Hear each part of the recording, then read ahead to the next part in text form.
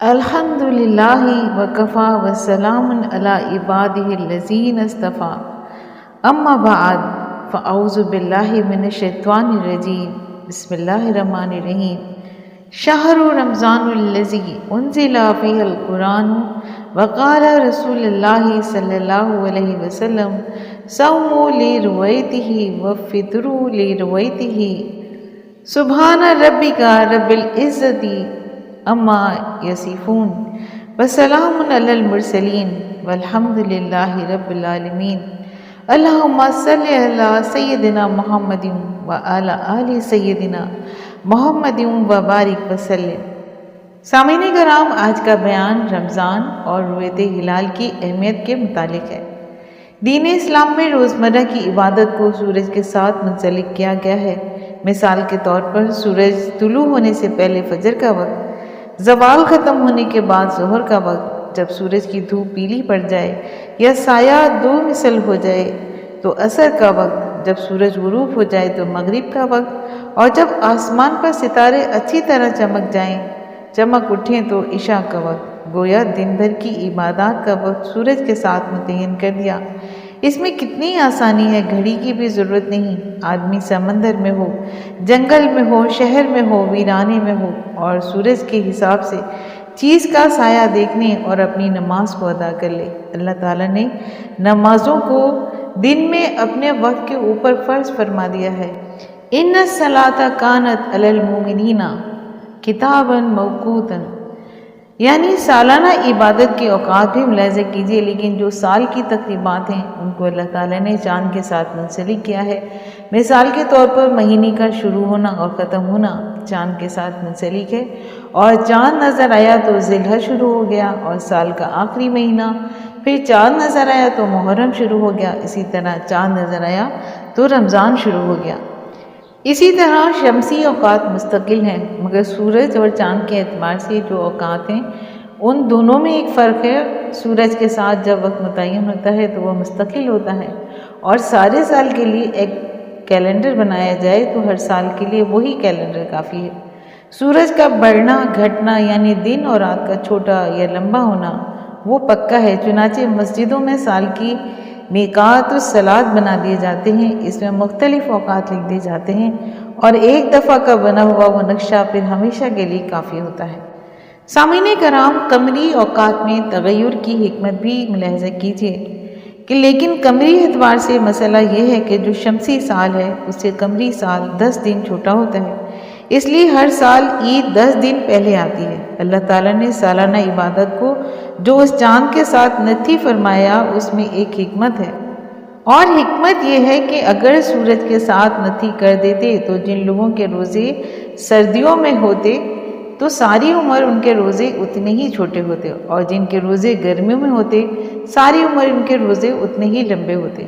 لوگ مشکل میں پڑ جاتے، کہتے جی یہ کیا مسئلہ ہے، ہمارے تو روزے آتے ہی اتنی گرمی میں ہیں اور دن اتنے لمبے، پیاس کی شدت سے تو ہماری حالت بری ہے، اور فلاں ملک کے لوگوں کے روزے آتے ہیں سردیوں میں اور دن بالکل چھوٹے ہوتے ہیں، اور کئی ملکوں میں تو دن بہت ہی چھوٹے ہو جاتے ہیں۔ اللہ تعالیٰ نے سال کے ان ایام کو اسی لیے چاند کے ساتھ نتھی کیا کہ یہ 10 دن آگے ہوتے ہوتے کبھی روزے سردیوں میں آئیں گے اور کبھی گرمیوں میں آئیں گے، تو ہر قسم کے دنوں کی برکات سے مومنین مستفید ہو سکیں گے۔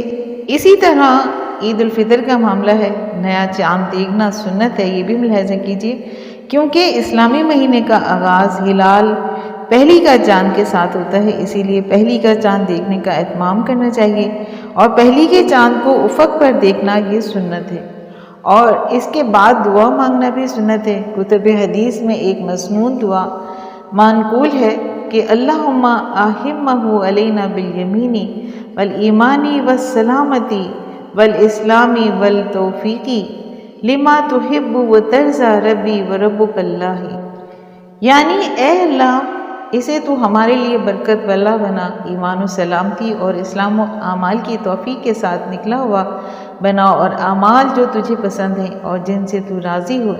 اے چاند میرا اور تیرا رب اللہ ہے۔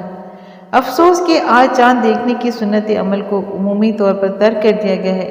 جب گزشتہ مہینے کی 29 تاریخ گزر جائے تو افق پر چاند دیکھنے کی ہر بندے کو کوشش کرنی چاہیے۔ نظر آئے یا نہ آئے سنت کا ثواب ملے گا۔ سامعین کرام، ایک بنیادی اصول بھی ملاحظہ کیجیے۔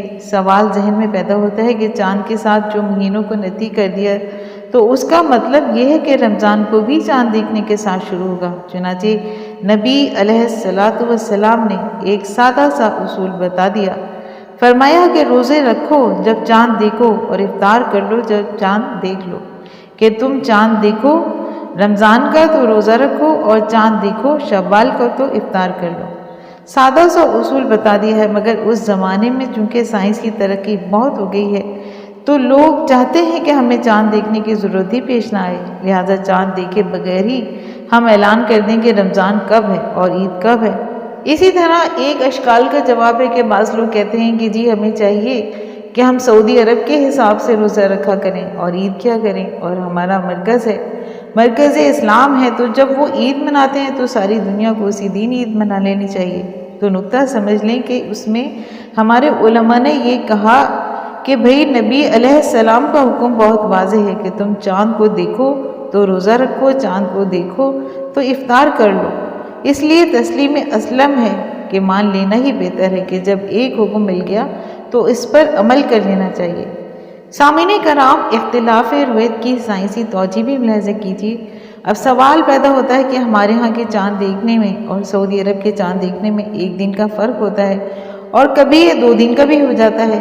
ایک دن کا فرق تو اتنی بڑی بات نہیں ہے، زمین کے کسی حصے میں کل عید تھی، ہمارے ہاں آج عید ہے، یہ کوئی اتنا فرق نہیں۔ جب 2 دن کا فرق آ جاتا ہے تو پھر مسئلہ ہوتا ہے اور ذہن میں سوال پیدا ہوتا ہے کہ 2 دن کا فرق کیوں ہوتا ہے، تو اس بات کا تھوڑا گہرائی میں جا کر سمجھنا پڑے گا۔ سامعین کرام، سائنسدانوں اور مسلمانوں کے نئے چاند میں فرق بھی ملاحظہ کریں۔ دیکھیے، ہمیں چاند جو نظر آتا ہے تو وہ ایسے کہ مہینے میں جب پہلی کا چاند شروع ہوتا ہے تو چھوٹا ہوتا ہے، یہ وقت کے ساتھ بڑھتا رہتا ہے۔ پہلے بالکل باریک بال کی طرح پتلا ہوتا ہے اور پھر روزانہ موٹا ہوتا رہتا ہے۔ موٹا ہوتے ہوتے جب 15 شعبان ہوتی ہے تو کامل چاند گولائی کی شکل میں آ جاتا ہے، پھر 15 کے بعد چھوٹا ہونا شروع ہو جاتا ہے، اور چھوٹا ہوتے ہوتے بالآخر مہینے کے ایک دن ایسا آتا ہے کہ جب چاند نظر ہی نہیں آتا۔ چاند کیوں نظر نہیں آتا؟ اس دن چاند سورج کے سامنے نہیں آ سکتا، اس کا مدار ایسا بنتا ہے، لہٰذا نہ وہ سورج سے روشنی پاتا ہے نہ نظر آتا ہے، اور اس وقت وہ بالکل سیاہ ہو جاتا ہے اور نظر ہی نہیں آتا۔ وہ روشن ہوگا تو ہمیں نظر آئے گا۔ تو جب بالکل سیاہ ہوتا ہے تو سائنسدانوں نے اس چاند کا نام رکھا کہ نیو مون، یعنی نیا چاند۔ تو سائنسدانوں کے نزدیک نئے چاند کی کیفیت یہ ہوتی ہے کہ وہ بالکل سیاہ ہوتا ہے، نظر ہی نہیں آتا۔ اور ایک ہے کہ ہم مسلمانوں کا نیا چاند، ہم نیا چاند کہتے ہیں جو پہلی کا چاند ہوتا ہے، بالکل باریک سا ہلکا سا، اس کو کریسنٹ کہتے ہیں، ہلال کہتے ہیں۔ جب وہ ہلال نظر آئے تو ہم لوگ اس کو کہتے ہیں کہ یہ نیا چاند ہے۔ اب پتہ چلا کہ سائنسدانوں کی ڈیفینیشن کہ ہم مسلمانوں کی ڈیفینیشن میں ایک بنیادی فرق ہے۔ سائنسدان نیا چاند اس کو کہتے ہیں جو نظر ہی نہیں آتا، جس کی نظر آنے کی توقع ہی نہیں، اور ہم مسلمان نیا چاند کہتے ہیں جب نظر آئے تو بالکل باریک ہو اور ہلال بن جائے، اس کو ہم نیا چاند کہتے ہیں۔